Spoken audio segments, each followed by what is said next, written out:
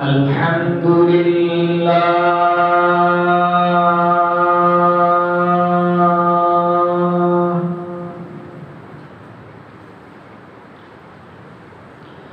الحمد لله نحمده ونستعينه ونستغفره ونؤمن به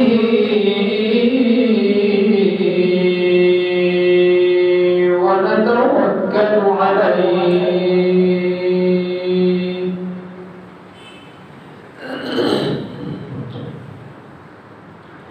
ونعوذ بالله من شرور أنفسنا ومن سيئات أعمالنا من يهده الله فلا مضل له ومن يضلله فلا هادي له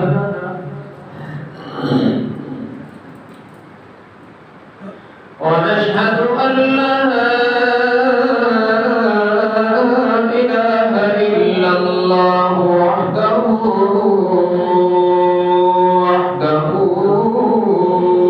لا شريك له ونشهد أن سيدنا وسندنا وشفيعنا وقائدنا الأعظم وهادينا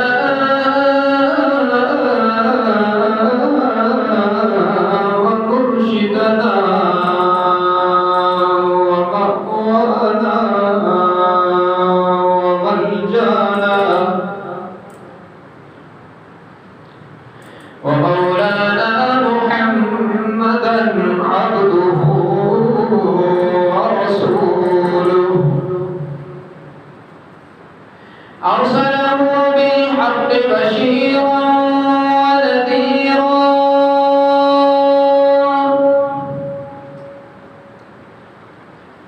وداعيا إلى الله بإذنه وسراجا منيرا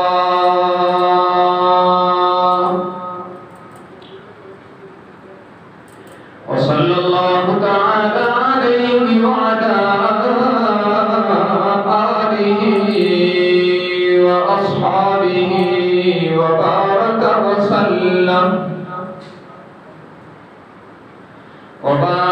وسلم تسليما كثيرا كثيرا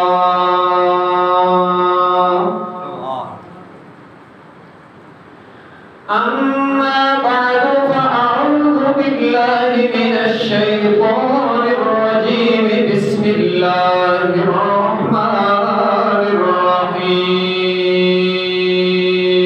الرحيم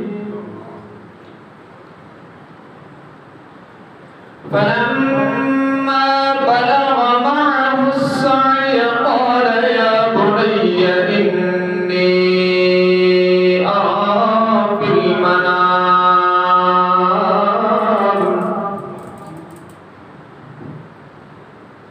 قال يا بني إني أرى في المنام أني أذبحك فانظر ماذا ترى قال يا أبت افعل ما تؤمر ستجدني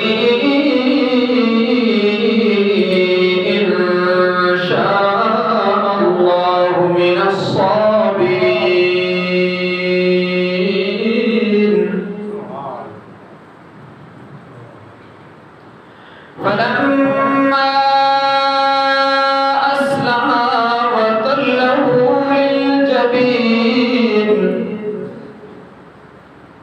وناديناه أن يا إبراهيم قد صدقت الرؤيا إنا كذلك نجزي المحسنين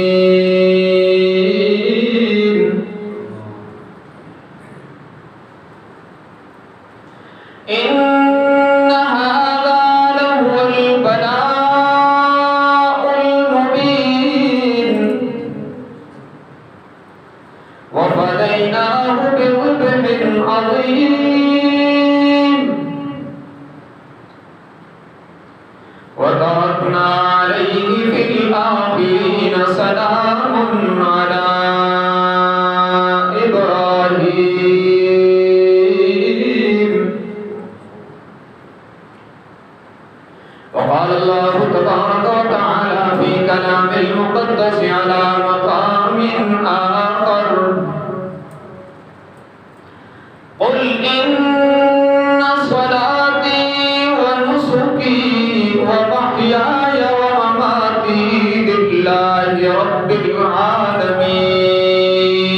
العالمين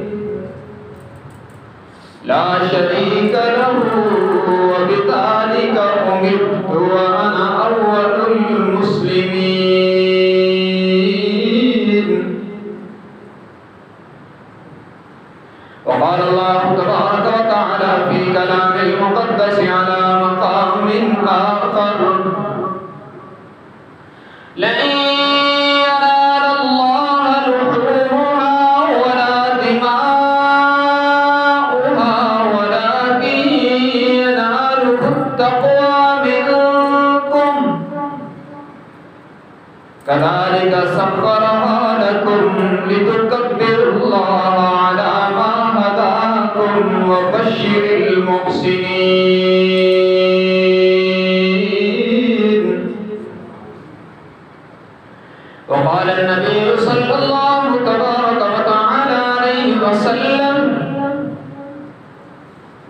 ما من عمل ابن آدم يوم النحر أحب إلى الله من إحراق الدم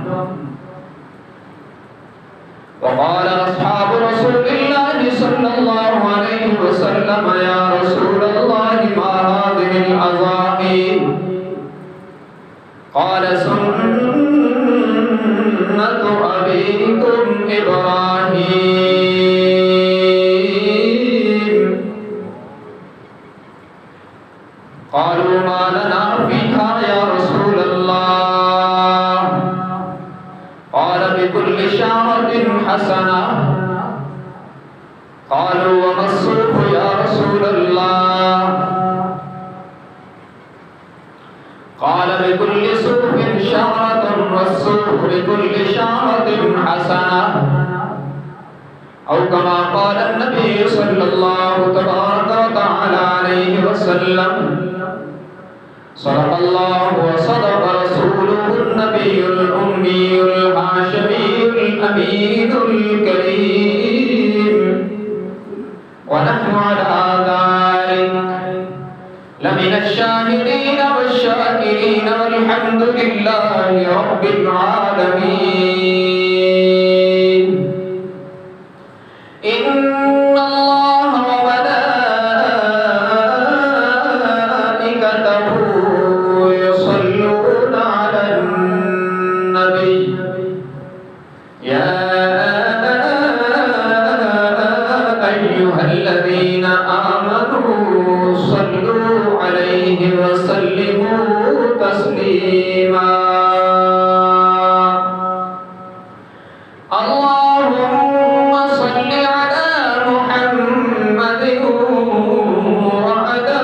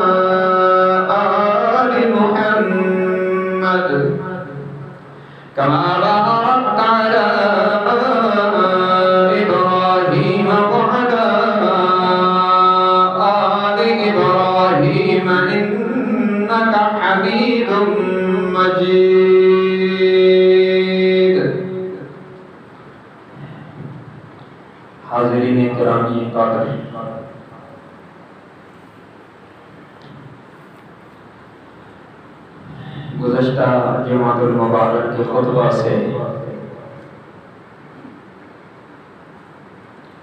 یہ گفتگو جاری ہے کہ خلیل اللہ کسے کہتے ہیں۔ میں نے عرض کیا کہ خلیل اللہ اسے کہتے ہیں جس سے اللہ پیار میں سب کچھ لے لے اور وہ خوش ہو کر اللہ کی منشا پر سب کچھ قربان کرے، کیوں بھی نہ کرے۔ اس کی 3 مثالیں قرآن مقدس سے آپ کی خدمت میں پیش کی ہیں گزشتہ جمعہ کے خطبہ میں۔ پہلی مثال تھی کہ حضرت ابراہیم علیہ السلام نے اللہ کی محبت پر اپنے گھر کی اور والدین کی شفقتوں کو قربان کیا، اور رب کی توحید بیان کرنے کے جرم میں حضرت ابراہیم کو گھر سے والد نے نکال دیا، مگر انہوں نے سر تسلیم خم کرتے ہوئے کہا گھر چھوڑ سکتا ہوں، رب کا در نہیں چھوڑ سکتا۔ پھر دوسری مثال کہ قوم سے، قبیلے سے، برادری سے ٹکر آئی اور حاکم وقت سے مقابلہ ہوا تو اپنی جان کو آگ میں جھونک دیا، نار میں جانا پسند کیا، لیکن پروردگار کو چھوڑنا پسند نہیں کیا۔ پھر تیسری مثال پیش کی کہ جب حضرت ابراہیم علیہ السلام نے اپنے آپ کو تنہا دیکھا تو اپنے مشن کی آبیاری کے لیے اللہ سے فرزند صالح کی دعا کی کہ یا اللہ یہ تو سارے مخالف ہیں، مجھے نیک بیٹا عطا کر جو میرے مشن کا جھنڈا اٹھا کے چلے۔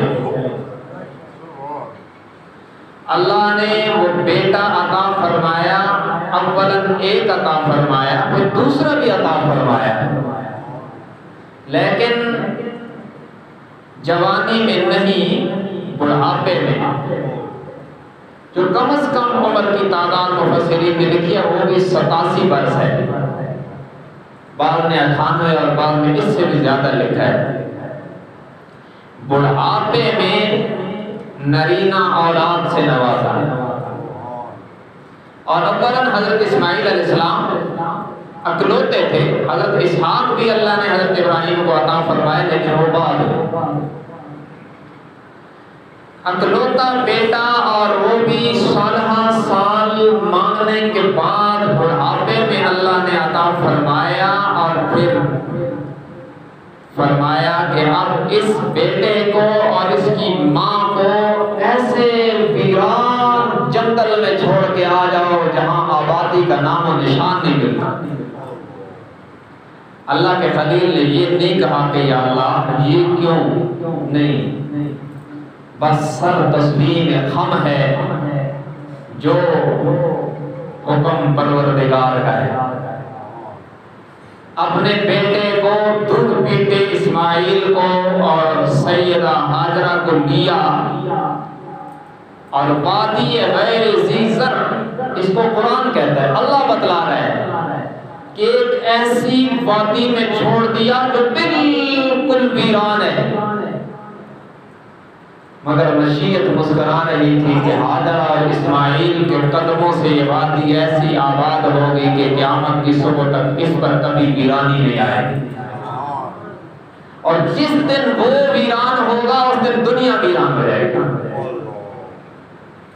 جب تک قیامت نہیں آتی، قیامت سے پہلے تک حرم کعبہ ویران نہیں ہوگا، اور یہ سیدہ ہاجرہ اور حضرت اسماعیل کے قدموں سے جو آبادی کا آغاز ہوا ہے اس پر ہمیشہ شباب رہے گا جب تک دنیا قائم ہے۔ انہیں وہاں چھوڑ دیا، اور میں نے عرض کیا تھا کہ آرڈر تھا کہ بولنا بھی نہیں ہے، تو کتنی بڑی قربانی، بڑھاپے میں ملا ہوا بیٹا بیوی وہاں چھوڑ رہے ہیں اللہ کے حکم پر، جہاں زندہ رہنے کے لیے بظاہر کوئی امکان بھی نہیں، اسباب کی دنیا میں وہاں زندگی کا کوئی سبب موجود نہیں، چاروں طرف کالے پہاڑ، اور جہاں پہاڑوں میں آبادی بھی نہ ہو وہاں تو درندوں کا مسکن ہوتا ہے، حشرات الارض، انسان کو نقصان پہنچانے والے وحشی پرندے، وحشی درندے وہاں رہائش پذیر ہوتے ہیں۔ بظاہر موت کے اسباب نظر آ رہے تھے، زندگی کا سبب کوئی نظر نہیں آ رہا تھا، لیکن اللہ یہ بتلا رہا تھا کہ میں وہ ذات ہوں جو موت کے نقشوں میں زندگی پیدا کر دیتا ہوں، اور اللہ نے کر کے دکھایا ہے۔ یہاں چھوڑ کے چل دیے، اور سیدہ ہاجرہ نے پوچھا اِلیٰ مَن تَکِلُنَا، کس کے حوالے کر کے جا رہے ہو؟ تو آرڈر تھا کہ لب نہیں کھول لے۔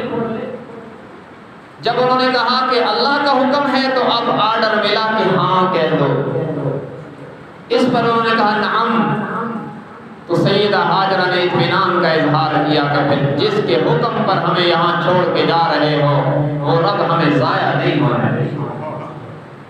یہ یہاں سے چلے گئے اور یہاں سے اوجل ہو کر رب سے درخواست کی کہ یا اللہ آپ کا حکم بجا لانے میں نے حد الوسع دیر نہیں کی، اب گزارش کرتا ہوں کہ میری زندگی کا کل سرمایہ تیرے حوالے ہے، اسے تنہا نہ چھوڑنا، ان کا خیال کرنا، انہیں رزق بھی دینا اور لوگوں کو بھی ادھر متوجہ کرنا۔ اللہ نے اس دعا کو قبول بھی فرمایا۔ اولاً کچھ پانی تھا ان کے پاس اور کچھ کھانے پینے کے لیے جو چیزیں میسر تھی وہ تھی، لیکن کچھ وقت گزرا تو وہ پانی بھی ختم اور کھانے پینے کی جو چیزیں تھیں وہ بھی ختم ہو گئی۔ اب اسماعیل علیہ السلام دودھ پیتے بچے ہیں، روئے۔ ظاہر ہے کہ جب پانی میں کھانا بھی نہیں، پانی بھی نہیں تو ماں کا دودھ بھی نہیں، تو بڑا بندہ تو پھر بھی صبر کرتا ہے، بچہ تو روتا ہے۔ سیدہ ہاجرہ ادھر ادھر گھومی، یہ صفا اور مروہ کی دونوں جو پہاڑیاں ہیں نا، ان کے کبھی صفا پہ کبھی مروہ پہ، اور جب صفا پہ چڑھتی تو حضرت اسماعیل علیہ السلام نظر آتے ہیں، جب مروہ پہ چڑھ جاتی پھر بھی نظر آتے ہیں، اور درمیان میں گھاٹی سی تھی، وہاں جب آتے تو اسماعیل علیہ السلام نظر نہیں آتے تھے۔ تو دونوں پہاڑیوں پر چڑھتے ہوئے تو وہ چلتی تھی، اور جہاں اسماعیل علیہ السلام نظر نہیں آتے تھے تو ماں کی محبت بے قرار انہیں کرتی تو وہ دوڑتی۔ اس لیے آج بھی حاجیوں کو وہاں دوڑنے کا حکم ہے، یہ حضرت ہاجرہ کی عطا ہے، لیکن اس کو سمجھتے جانا۔ سیدہ ہاجرہ وہاں دوڑی تھی، اللہ نے اس ادا کو باقی رکھا، لیکن آج مرد دوڑتا ہے، عورت نہیں دوڑتی۔ مردوں کو حکم ہے وہاں دوڑنے کا، عورت کو حکم نہیں۔ عورت کو تیز چلنے کا حکم تو ہے لیکن دوڑنے کا حکم نہیں ہے۔ مرد جیسا بھی ہو، جتنی بڑی شان رکھتا ہو، یہاں تک کہ وہ ہستی جس پر مخلوق کی شانیں ختم ہو جاتی ہیں۔ حضرت محمد رسول اللہ صلی اللہ علیہ وسلم آپ حجۃ الوداع میں جب تشریف لائے اور صفا اور مروہ کے درمیان دوڑے تو آپ کا مبارک سانس پھول گیا، لیکن دوڑے پھر بھی اپنی ماں کی ادا کو زندہ کیا۔ اسلام نے، شریعت نے مردوں کو دوڑنے کا حکم دیا، عورت کو دوڑنے کا حکم نہیں دیا۔ جبکہ حضرت ہاجرہ دوڑی تھی اور وہ عورت تھی، ان کی ادا کو عورتوں کو دہرانے کا حکم نہیں، مردوں کو ہے۔ کیوں؟ سمجھنے کی بات ہے، اللہ نے مردوں کو دوڑایا تاکہ ہاجرہ کی ادا باقی رہے، اور عورتوں کو نہیں دوڑایا تاکہ ہاجرہ کی حیا باقی رہے، کیونکہ جب سیدہ ہاجرہ دوڑی تھی اس وقت تو نے دودھ پیتے بچے نے بھی نہیں دیکھا تھا، کوئی دیکھنے والا نہیں تھا سوائے اللہ کے۔ آج اگر عورت دوڑتی تو پھر یہ عورتوں کے میراتھن ریس کروانے والے اس کو دلیل بنا لیتے بدبخت، اور طرح طرح کے لوگ باتیں کرتے۔ اللہ نے عورت کی عفت اور پاک دامنی کا خیال رکھا اور حضرت ہاجرہ کی اداموں کو دوڑانے کا بھی اہتمام کیا۔ مردوں کو کہا تم دوڑو تاکہ ہاجرہ کی ادا باقی رہے، عورتوں کو کہا تم ذرا تھوڑی تیز رفتار سے چل لو، دوڑو نہیں، تاکہ بی بی ہاجرہ کی حیا باقی رہے۔ یہاں سے جب کچھ وقت گزرا،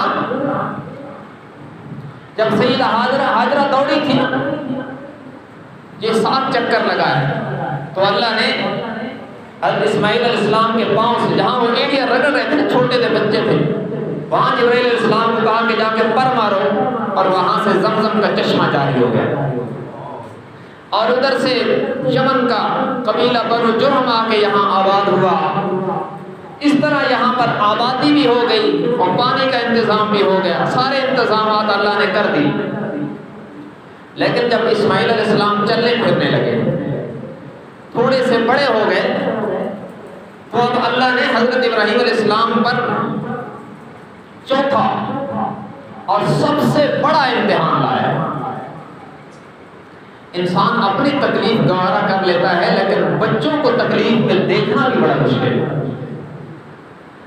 اب اللہ نے جو امتحان لایا اس کا آرڈر بھی نہیں فرمایا۔ پہلے تو جبرائیل علیہ السلام کو بھیج کے کہا نا کہ انہیں وہاں چھوڑا، لیکن اب نہیں کہا، اب خواب دکھایا، یہ بتلانے کے لیے کہ لوگوں میرا خلیل وہ ہے جو صرف میرے حکموں پر نہیں میرے اشاروں پر بھی جان دیتا ہے۔ خواب دکھایا، اور یاد رکھنا پیغمبر کا خواب بھی وہی ہوتا ہے۔ ہم جو ہے نا، ہم ہیں وہم والے، اور پیغمبر ہوتا ہے وہی والا۔ ہمیں خواب میں خیالات آ جاتے ہیں، جو کچھ دن کو کرتے ہیں بسا اوقات رات کو وہ دکھائی دیتا ہے، اس لیے کہ ہماری آنکھیں سوتی ہیں تو ہمارا دل بھی سو جاتا ہے۔ پیغمبر کی ہستی اتنی اعلیٰ ہوتی ہے، ان کی آنکھیں سوتی ہیں، دل یاد الہی میں جاگتا رہتا ہے۔ اس لیے پیغمبر کا خواب یقینی وہی ہوتا ہے، اس میں خیال کا کوئی تصور نہیں ہوتا۔ تیرے میرے خیال میں تو شیطان بھی آ کے وسوسے ڈال دیتا ہے، لیکن اللہ نے پیغمبر کے خیال پر بھی اپنی قدرت کا پہرا لگا رکھا ہے، وہاں شیطان نہیں آ سکتا۔ تو اللہ نے اپنے خلیل کو خواب دکھایا کہ میں بیٹے کو ذبح کر رہا ہوں،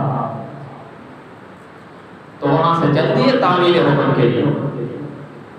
یہ نہیں کہ کوئی تعمیل ہو جائے، آخر خواب ہی تو ہے۔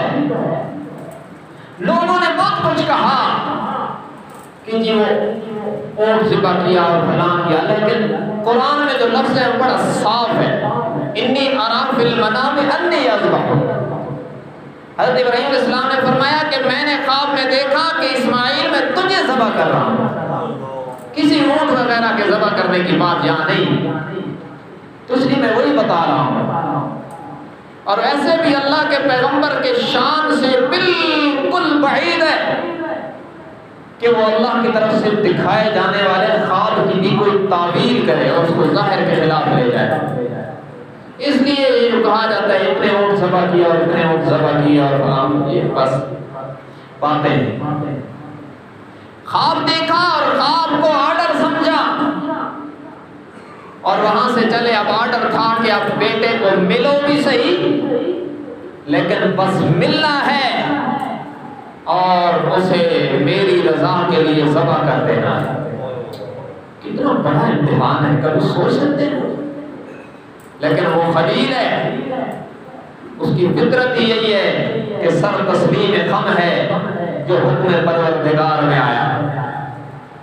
چلے اور یہ عجیب پس منظر ہے. فرشتوں نے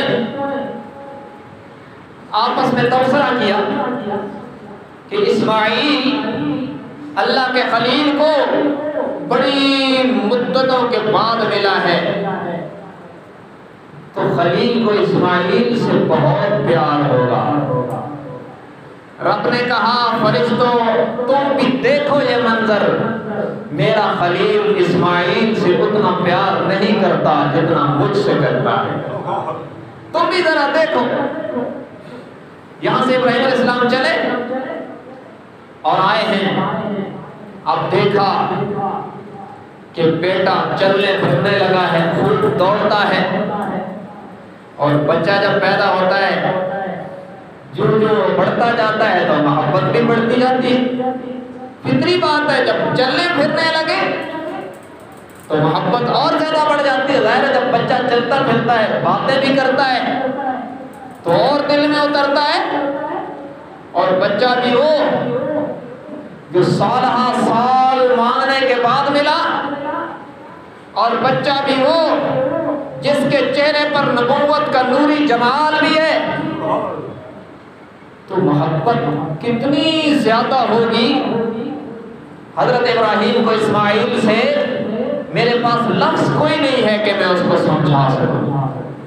قرآن نے اس محبت کی گہرائی کو سمندر میں بن کر کے ایک لفظ میں بیان کیا ہے، وہ ہے یا بنی.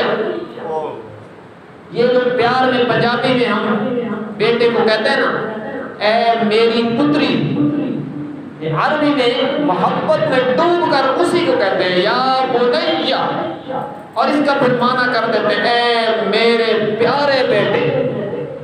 لیکن یہ بھی بس ادھورا سا ترجمہ ہے. حقیقت میں اردو والوں کے پاس وہ لفظ ہی کوئی نہیں جو عربی کے اس لفظ کی جامعیت کو کھول سکے کہ اس میں محبت کتنی موجود ہے. بہرحال حضرت ابراہیم علیہ السلام آئے اور اپنے کم سن بیٹے کو خواب سنایا. اب دیکھیں نا، بچہ ابھی بچہ ہو اور اس کو خواب سنایا جائے تو بچے کو کیا پتا ہے. لیکن یہ بچہ بھی کوئی عام بچہ نہیں ہے. یہ بچہ وہ ہے جس کی صلب میں محمد رسول اللہ کا جوہر موجود ہے صلی اللہ علیہ وسلم. یہ بچہ وہ ہے جس کی نسل سے آمنہ کے لال نے آنا ہے. یہ خلیل کا بچہ ہے اور جناب محمد کریم کا جد امجد بننے والا ہے. اللہ نے اس کو بچپن سے ذہنی طور پر بالغ بنایا تھا. حضرت ابراہیم علیہ السلام نے حضرت اسماعیل کو اپنا خواب سنا کر رائے پوچھی ہے، لیکن حضرت اسماعیل نے جو تأثر دیا ہے اس سے ان کی ذہنی بلاغت اور وسیع النظر ہونے کا ہمیں ثبوت ملتا ہے. فرمایا فَلَمَّا بَلَغَ مَعَهُ السَّعْيَ قَالَ يَا بُنَيَّ إِنِّي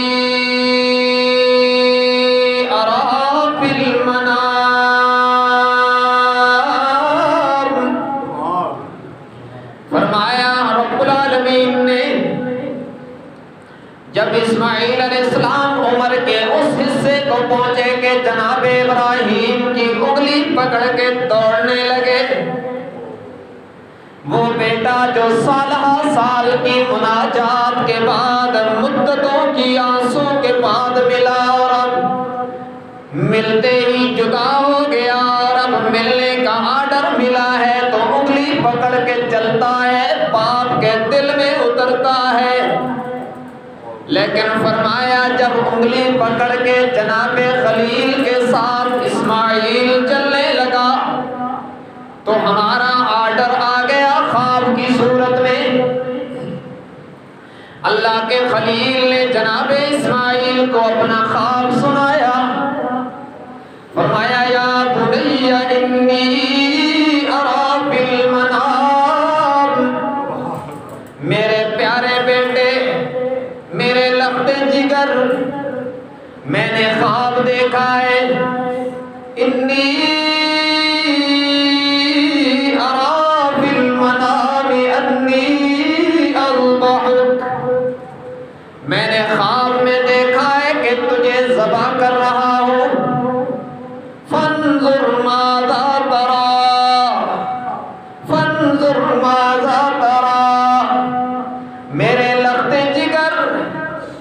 ذرا اپنے دل کی کتاب کھول کر مجھے اپنی اس خواب کی تعبیر بتلائیے نا، اپنی رائے کا اظہار کیجئے نا کہ تیری کیا رائے ہے۔ جناب اسماعیل علیہ السلام نے کم سنی کے باوجود کمال ذہنی بلاغت سے جواب دیا، یا ابت افعل ما تؤمر، ابا جان مجھ سے پوچھنے کی کیا بات ہے، جو رب کا آرڈر ہے اس پر عمل کرنے میں دیر نہ کیجیے، میں تیار کھڑا ہوں۔ آخر بچے جو ہو فرمایا ستجدنی، کیا خوبصورت جملہ، اللہ کے پیغمبر کے کم سے بیٹے کا جملہ ہے، لیکن میرے تیرے دل کی دنیا میں نظریے کا چراغ جلائے گا۔ فرمایا ستجدنی ان شاء اللہ من الصابرین۔ ابا جان میری کمسنی کا خیال اور میری کمسنی کی فکر نہ کیجئے، اگر میرے اللہ کی مدد شامل حال رہی تو آپ مجھے صبر کرنے والوں میں سے پاؤ گے۔ یہ نہیں کہا کہ ابا جی آپ کو پتہ نہیں میں خلیل کا بیٹا ہوں، میں ابراہیم کا بیٹا ہوں، اور یہ کہتے تو حق بجانے تو تھے حضرت ابراہیم کے بیٹے، لیکن عرض کی ابا جی میں اللہ کے حکم پر قربان ہونے کے لیے تیار ہوں، ارادہ تو میں نے کر لیا، ارادے کو عملی وجود ملے گا جب میرے اللہ کی مدد شامل حال ہوگی۔ یہ بتلا دیا کہ نبی کا بیٹا اور نبی بننے والا ہے، اور آخری پیغمبر امام الانبیاء کا جوہر بھی اس کی صلب میں موجود ہے، لیکن یہ بتلا رہا ہے کہ ابا جی میں ارادہ کر سکتا ہوں لیکن میرے اختیار سے کچھ نہیں ہوگا، ہوگا وہی جو میرے رب کے اختیار میں، ہوگا وہی جو میرا رب چاہے گا۔ بس میں نے اپنے آپ کو رب کے حوالے کر دیا ہے، میں تیار ہوں۔ ادھر سے سیدہ ہاجرہ کو بھی ابلیس نے کہا کہ یہ ذبح کرنے کے لیے لے جا رہے ہیں، اس کی تربیت بھی تو اللہ کے خلیل نے کی ہے۔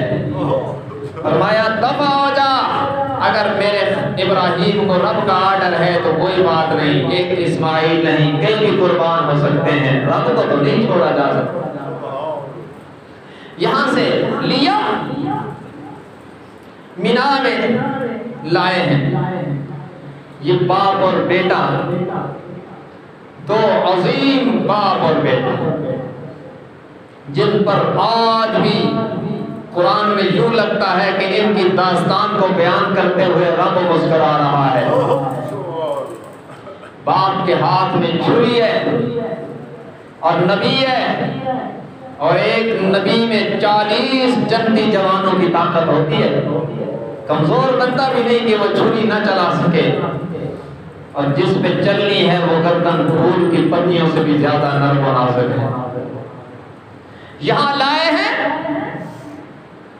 اور باپ اور بیٹے نے جب قربانی والا عمل ہونے لگا ہے تو آنکھوں پہ پٹی باندھ دی کہ کہیں نگاہوں کا ملاپ امتثال امر الہی کی بجا آوری میں، اللہ کے حکم کے پورا کرنے میں کہیں باپ اور بیٹے کی محبت کی نگاہوں کا ملاپ خلل نہ پیدا کر دے، پوری طرح تیار ہیں۔ اور اللہ نے اس نقشے کو قرآن بنایا، اس منظر کو قرآن کے اندر سمو دیا ہے قیامت کی صبح تک تیرے اور میرے ایمان کو تازہ کرنے کے لیے۔ فرمایا فَلَمَّا أَسْلَمَا وَتَلَّهُ لِلْجَبِينِ، فرمایا جب دونوں تیار ہو گئے، جناب ابراہیم گلا کاٹنے کے لیے تیار ہو گئے، اور جناب اسماعیل گلا کٹوانے کے لیے تیار ہو گئے۔ جناب ابراہیم اللہ کے حکم پر اپنے بیٹے کو ذبح کرنے کے لیے تیار ہو گئے، اور جناب اسماعیل اللہ کے حکم پر ذبح ہونے کے لیے تیار ہو گئے۔ والد نے اپنے نبوت والے قوی ہاتھوں میں چھری لی ہے، جناب اسماعیل کو لٹا دیا ہے۔ کیسا منظر ہوگا؟ شاید اس منظر کو دیکھ کر فرشتوں نے بھی آنسو بہا دیے ہوں۔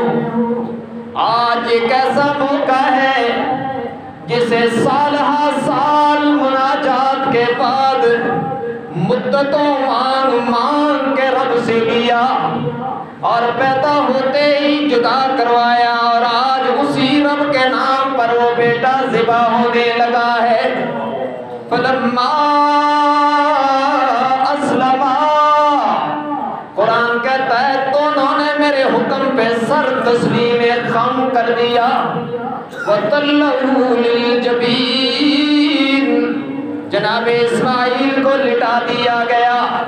اللہ کے خلیل نے ہاتھ میں چھری لے کر اپنے لخت جگر، اپنے متاع قلب و جگر، اپنی زندگی کے کل سرمایہ کی گردن پہ جو رکھی ہے، اب فرشتے بھی حیران ہیں۔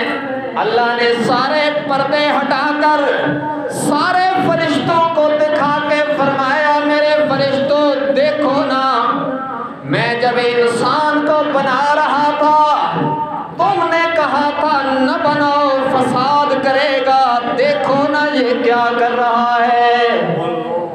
میں نے کہا تھا نا انی اعلم ما لا تعلمون، جو میں جانتا ہوں تم نہیں جانتے۔ تم نے کہا تھا فساد کرے گا، دیکھو نا میرے اشارے پر اپنا سب کچھ لٹا رہا ہے کہ نہیں۔ یہ عجیب منظر ہے، چھری پیغمبر کے ہاتھوں میں، اور ہاتھ بھی قوی ہے، چھری بھی تیز ہے، اور گردن بھی پھول کی پتیوں میں وہ نرمی کہاں ہوگی جو جناب اسماعیل کی گردن میں رب نے رکھی ہوگی۔ پیغمبر چھری چلا رہا ہے لیکن گردن کٹ نہیں رہی، اس لیے کہ چھری چلتی کسی کے زور لگانے سے نہیں، اللہ کے آرڈر سے چلتی ہے۔ ادھر سے رب العالمین نے جبرائیل امین کو بھیجا، جا یہ تنبا لے جا، میرے خلیل کے ہاتھوں کے نیچے سے اسماعیل کو نکلوا کے تنبا ذبح کروا دینا۔ یہ اس نے ذبح تو نہیں ہونا نا، اس کی سلب کے اندر تو میرے آخری نبی کا جوہر موجود ہے، اس کو بچانا ہے، تنبے کو ذبح کروانا ہے۔ جناب جبرائیل علیہ السلام نے آنن فانن تنبا ذبح کروا دیا، اسماعیل کو نیچے سے ہٹا دیا۔ جب تنبا ذبح ہو گیا تو جناب ابراہیم کے ہاتھوں پہ گرم گرم خون آ گیا، جناب ابراہیم کے ہاتھوں پر گرم گرم خون آ گیا، ادھر اللہ کے خلیل کے دل پہ رب کا خون آ گیا۔ فرمایا وَنَادَيْنَاهُ أَن يَا إِبْرَاهِيمُ، ہم نے آواز دی ابراہیم قد صدقت الرؤیا، تو نے اپنا خواب سچ کر دکھایا۔ پہلے ہاتھوں پہ خون آیا، پھر دل پہ رب کا خون آ گیا، اب مطمئن ہو گئے کہ میں امتحان میں کامیاب ہو گیا ہوں۔ لیکن جب آنکھوں سے پٹی کھولی تو دیکھا جانور ذبح ہو گیا ہے، اسماعیل مسکرا رہا ہے۔ عرض کی الہ العالمین یہ کیا ہوا؟ فرمایا انا کذالک نجزی المحسنین، ہم وفاداروں سے یوں نبھا کے دکھایا کرتے ہیں۔ تیرا کام تھا چھری چلا دینا، اسماعیل کا کام تھا گردن گردن جھکا دینا پھر کٹنے دے کہ نہ کٹنے دے یہ تمہارے اختیار میں نہیں میرے اختیار میں ہے، اسے لے جاؤ۔ ہاجرہ انتظار کر رہی ہوگی، اس نے کٹنا کہاں ہے؟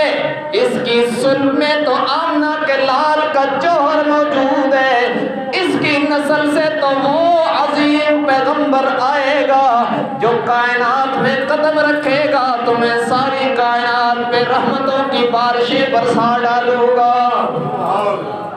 فرمایا ان ھذا لہو البلاء المبین،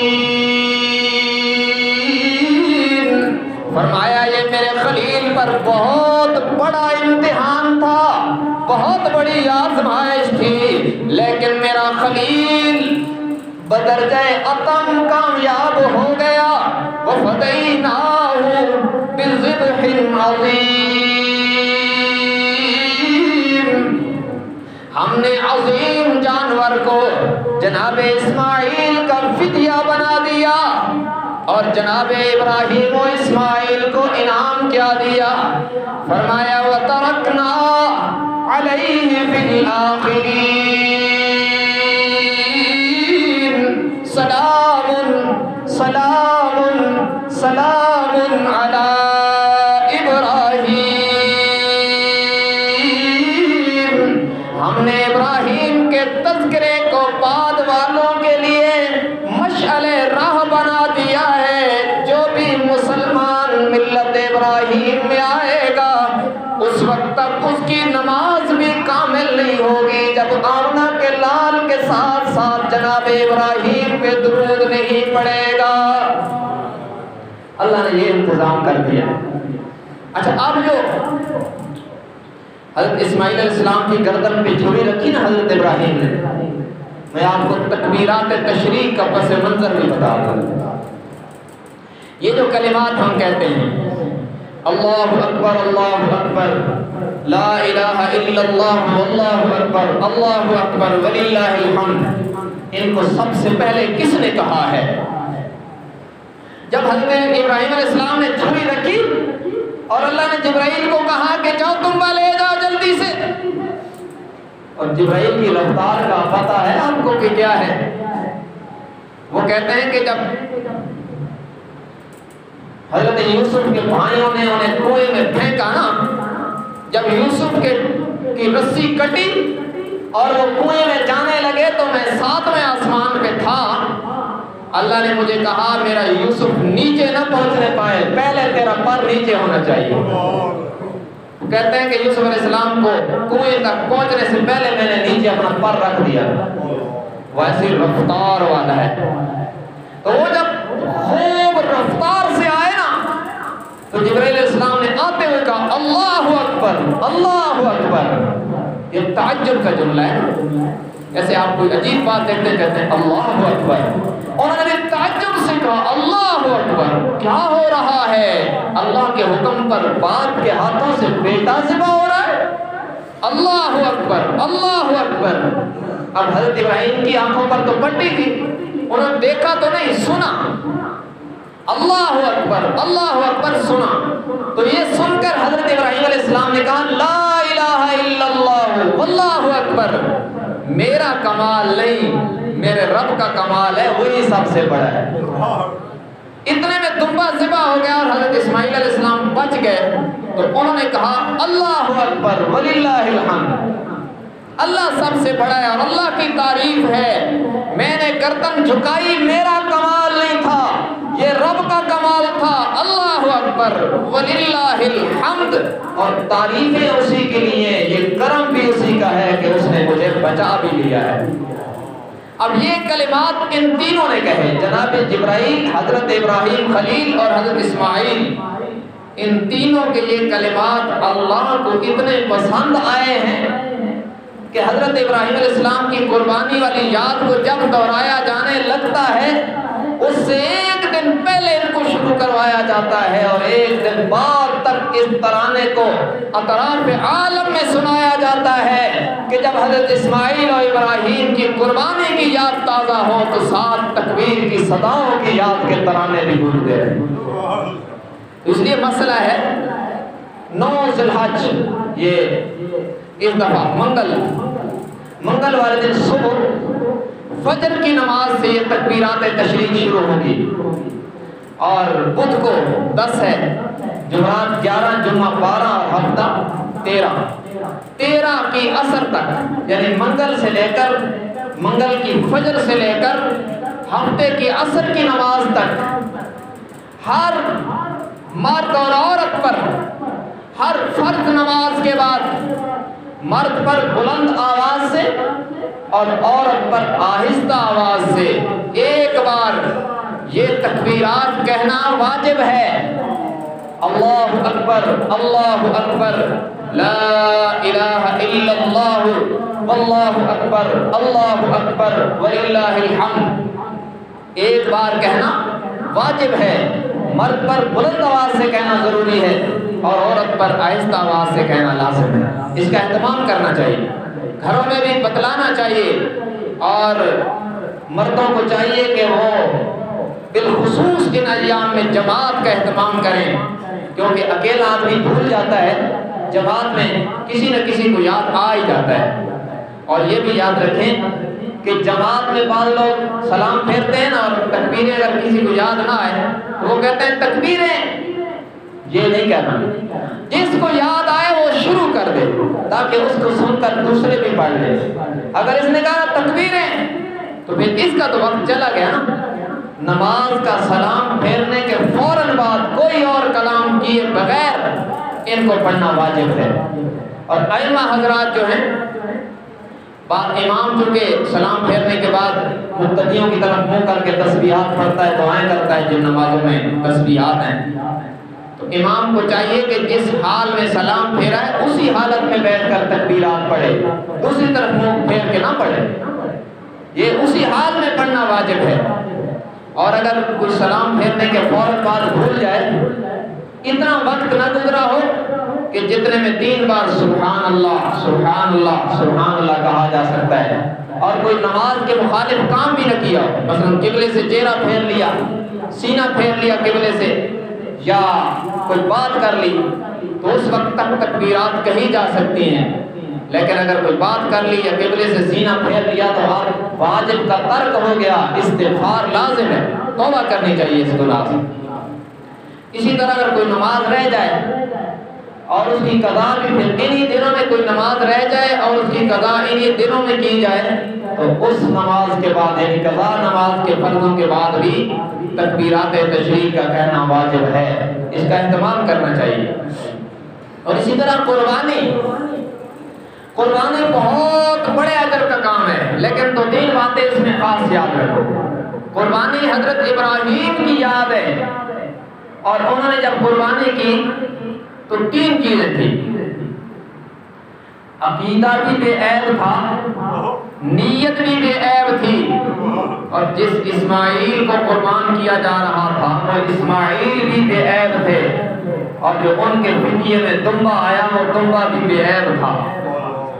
تو اس لیے ہمیں بھی ان کا خیال رکھنا ہے، عقیدہ بھی بے عیب ہو، عقیدے میں شرک ہوا تو اس پر کوئی عمل قبول نہیں، نیت بھی بے عیب ہو، کیا مطلب؟ نیت اللہ کو راضی کرنے کی ہو، لوگوں کی واہ واہ سننے کی نہ ہو۔ یہ نیت اگر یہ کر لے کہ میں نے بکرا لینا ہے 70,000 کا، تاکہ پتہ تو چلے نا کہ ملک صاحب کی قربانی ہے، لوگ کہیں گے کہ ملک صاحب نے بکرا لیا، کمال کر دیا۔ اگر اس کے ذہن میں یہ نیت پختہ ہو گئی نا تو پھر لوگ کہہ دیں گے کہ ملک صاحب کی کیا بات ہے، لیکن اجر نہیں ہوگا، ریاکاری ہے یہ۔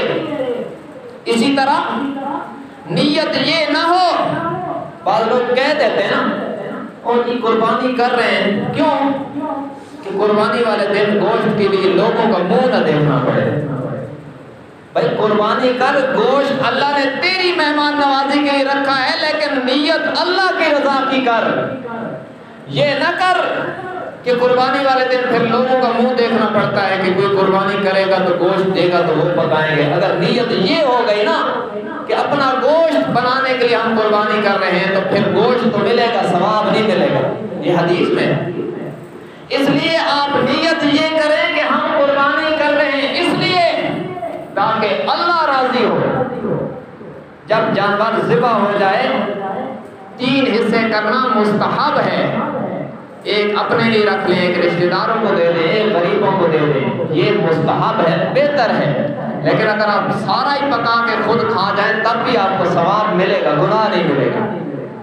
لیکن نیت پہلے ٹھیک کرنی ہے، اللہ کو راضی کرنے کی نیت کرنی ہے، لوگوں کی واہ واہ سننے کی بھی نہیں، اور گوشت کھانے کی بھی نیت نہیں کرنی۔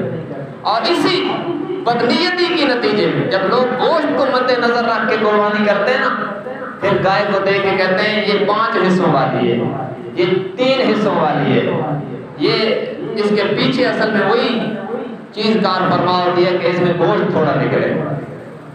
تو نیت اللہ کی رضا کے لیے ہو اور عقیدہ بھی ٹھیک ہو، جانور جو قربان کر رہے ہیں وہ بھی بے عیب ہونا چاہیے۔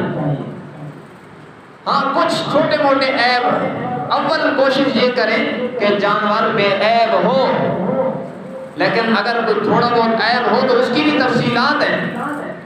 مثلا کسی جانور کی ٹانگ ٹوٹی ہوئی ہے ایک، تو اس میں دیکھا جائے گا کہ وہ جب چلتا ہے تو وہ ٹانگ زمین پہ رکھتا ہے کہ نہیں رکھتا۔ اگر تو رکھتا ہے تو ٹھیک ہے، اگر نہیں رکھتا تو اس کی قربانی صحیح نہیں ہے۔ اسی طرح بکری کے تھن خراب ہیں، ایک تھن ٹھیک ہے اور دوسرا بالکل بیکار ہے، دودھ نہیں آتا اس سے، تو اس کی بھی قربانی صحیح نہیں ہے۔ اسی طرح کسی جانور کی دم کٹی ہوئی ہے، اگر اس دم کا 1/3 حصہ کٹا ہوا ہے تو اس کی قربانی بھی صحیح نہیں ہے۔ اسی طرح کانا جانور جس کا کانا پن ظاہر ہو، اللہ کے نبی نے فرمایا اس کی بھی قربانی صحیح نہیں ہے۔ جس جانور کے کان کٹے ہوئے اس میں تفصیل ہے کہ اگر ایک کان کا 1/3 حصہ کٹا ہوا ہے تو تب بھی قربانی صحیح نہیں، اور اگر دونوں کان تھوڑے تھوڑے کاٹے ہوئے اور ان کو ملا کر 1/3 بن جاتا ہے تو اس کی قربانی بھی صحیح نہیں ہے، اس سے کم ہو تو صحیح ہے۔ اسی طرح سینگ، اگر کسی جانور کے سینگ کا اوپر سے کور اترا ہوا ہو اور نیچے سینگ کی گٹھلی بالکل صحیح ہو تو اس کی قربانی صحیح ہے، اور اگر بالکل سینگ کو جڑ سے کوئی اکھاڑ دے گٹھلی سمیت ایک سینگ کو تو اس کی قربانی صحیح نہیں، اور اگر دونوں نہ ہوں تو بالکل ہی صحیح نہیں۔ جب ایک والی ٹھیک نہیں تو 2 والی کہاں سے ٹھیک ہو؟ اور آج کل لوگ ظلم کرتے ہیں، اور یاد رکھنا یہ ظالم اللہ کی عدالت میں پکڑے جائیں گے جو زندہ جانوروں کے سینگ خود نکال دیتے ہیں کہ خوبصورت لگیں گے۔ یہ بے زبان مخلوق پر ظلم ہے، اللہ اس کو معاف نہیں کرے گا، یہ نہیں کرنا چاہیے۔ اور اگر کسی کو نظر آئے کہ اس جانور کے سینگ خود بخود نکالے ہوئے ہیں تو کوشش کرے وہ نہ لے، اس کو عیبدار کیا ہوا ہے خود مالک نے، اور یہ بہت بڑی زیادتی ہے۔ قیمت بڑھانے کے لیے لوگ اس طرح کرتے ہیں جو بالکل ناجائز ہے۔ بہرحال یہ چند عیوب ہیں، کچھ اور کیونکہ جمعے کے اس مختصر وقت میں یہ تو ممکن نہیں کہ میں قربانی کی ساری جزیات پر آپ کے سامنے بات کر سکوں، اس میں بڑی تفصیلات ہوتی ہیں، لیکن اگر کسی کو کوئی مسئلہ سمجھ میں نہ آئے تو وہ پوچھ بھی سکتا ہے۔ یہاں بھی مولانا احمد نواز صاحب ہیں اور بھی علماء کرام ہیں، میرا نمبر بھی کافی ساتھیوں کے پاس ہے، آپ مسائل پوچھا کریں، پوچھ کے چلنے میں کامیابی ہے۔ جو لوگ پوچھتے نہیں ہیں اور خود اجتہاد کر لیتے ہیں تو اس میں غلطی بھی ہو جاتی ہے بسا اوقات۔ ہاں ایک اور بات یاد آئی، بعض لوگ یہ سمجھتے ہیں کہ خصی جانور کی قربانی صحیح نہیں ہے۔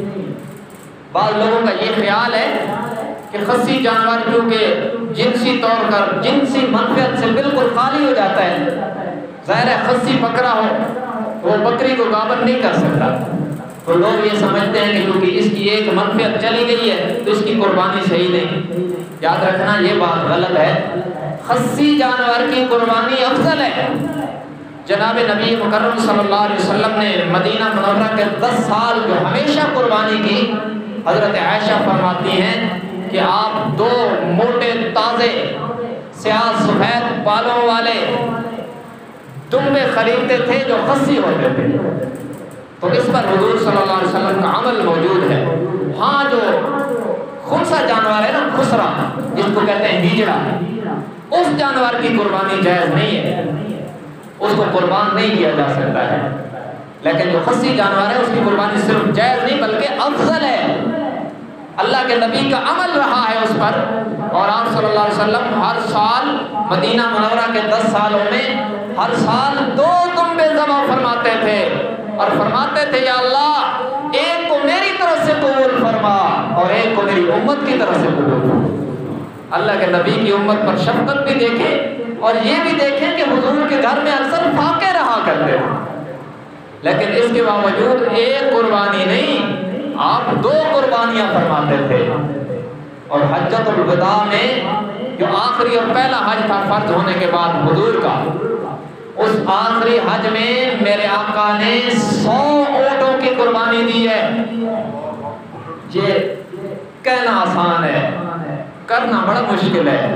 100 اونٹ اور ان میں سے 63 اونٹوں کو میرے آقا نے اپنے مبارک ہاتھوں سے نہر فرمایا، اور حدیث میں ہے کہ جب ایک اونٹ کو حضور نہر فرما لیتے نا تو دوسرا اونٹ دوڑ کے گردن جھکا دیتا۔ شاید ان کے دلوں میں بھی اللہ نے یہ ادراک پیدا کر دیا ہوگا کہ آج ہماری قسمت جاگ پڑی ہے کہ ہماری گردن پہ رسول خدا کا ہاتھ آ رہا ہے۔ 100 اونٹوں کو میرے آقا نے خود نہر فرمایا اور 63 اونٹوں کو میرے آقا نے خود نہر فرمایا، اور باقی جو 37 بچے تھے ان میں حضرت علی کو حکم فرمایا اور انہوں نے حضور کی طرف سے 37 اونٹوں کو نہر فرمایا۔ 100 اونٹ میرے آقا نے قربان کیے، اور اللہ کے نبی نے فرمایا، میرے سامنے بہت سی روایات آ رہی ہیں لیکن وقت کا دامن تنگ ہو رہا ہے، ایک دو سن لو۔ میرے آقا نے فرمایا ما من عمل ابن آدم احب الی اللہ من احراق الدم، کہ قربانی والے ایام میں ابن آدم کا کوئی عمل بھی اللہ کو اتنا پسند نہیں جتنا اللہ کے لیے جانور کو ذبح کرنا اللہ کو پسند ہے۔ اور فإنه یأتی یوم القیامت بقرونها وازلافها، فرمایا قیامت کے دن اس کے کھر بھی تولے جائیں گے، اس کے سینگ بھی تولے جائیں گے۔ یہ کھر تم استعمال کرتے ہو، سینگوں کو کیا کرتے ہیں؟ لوگ پھینک دیتے ہیں۔ بتلانا یہ مقصود ہے کہ جب جانور کی وہ چیزیں جنہیں تم فضول سمجھ کے پھینک دیتے ہو، جب ان پر بھی اللہ تمہیں اجر دیتا ہے تو گوشت پر اللہ کتنا اجر دے گا۔ اور پھر فرمایا کہ ہر بال کے بدلے میں ایک نیکی ہے۔ یہ اللہ قیامت کے دن بال گنوائے گا۔ مطلب کیا ہے؟ مطلب یہ ہے کہ جیسے جانور کے جسم پر بال بے شمار ہیں، ایسے ہی قربانی کے جانور کی نیکیاں بے شمار ہیں۔ اللہ اتنی نیکیاں دے گا کہ تمہارا گمان بھی وہاں نہیں ہوگا۔ اس لیے خالص اللہ کی رضا کے لیے خالص مال حلال سے، اور یہ بھی یاد رکھو بکرے اور بکری کی عمر 1 سال ہونی چاہیے۔ 2 دانتا ہونا ضروری نہیں ہے، یہ علامت ہے لیکن یہ ضروری نہیں۔ چاند کے اعتبار سے عمر 1 سال ہو۔ دمبے اور بھیڑ میں اگر وہ 6 ماہ کا ہو اور قد و قامت میں 1 سال کے برابر لگے تو اس کی جائز ہے۔ گائے بیل اور بھینسے میں 2 سال پورے ہونا ضروری ہے، اور اونٹ اونٹنی میں 5 سال پورے ہونا ضروری ہے۔ یہی جانور ہیں جن کی قربانی جائز ہے۔ اس کے علاوہ جو حلال جانور ہیں جیسے ہرنی ہے ان کی قربانی نہیں کر سکتے۔ اور بکرا بکری دمبا بھیڑ میں 1 بندہ شریک ہو سکتا ہے، اور گائے بیل بھینس بھینسا اونٹ اونٹنی میں 7 آدمی شریک ہو سکتے ہیں۔ زیادہ سے زیادہ 7 شریک ہو سکتے ہیں، 1 بھی کر سکتا ہے، 2 بھی کر سکتے ہیں، 3 بھی کر سکتے ہیں، 4 5 6 7 تک جتنے بندے شریک ہونا چاہیں اس میں ہو سکتے ہیں۔ بہرحال مزید کسی کو کوئی سوال ہو تو وہ بعد میں پوچھ بھی سکتا ہے۔ اللہ تبارک و تعالی ہم سب کو دین حق کی صحیح سمجھ اور اس پر عمل کی توفیق عطا فرمائے۔ وآخر دعوانا ان الحمدللہ رب العالمین۔